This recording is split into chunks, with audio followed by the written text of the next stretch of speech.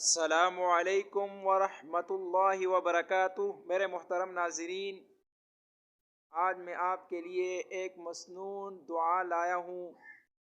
ایسی پیاری دعا ہے کہ اگر آپ اس پہ عمل کریں گے انشاءاللہ ہر قسم کی بیماریوں سے، دشمن کے شر سے، حشرات الارض کے شر سے، ہر قسم کے شر سے آپ محفوظ رہیں گے۔ حدیث پاک میں رسول اللہ صلی اللہ علیہ وسلم نے ارشاد فرمایا، جو شخص صبح کے بعد 3 دفعہ یہ دعا پڑھے گا، بسم اللہ الذی لا یضر مع اسمہ شیء فی الارض ولا فی السماء وہو السمیع العلیم، تو شام تک کوئی چیز اسے نقصان نہیں پہنچا سکے گی الا الموت، مگر موت۔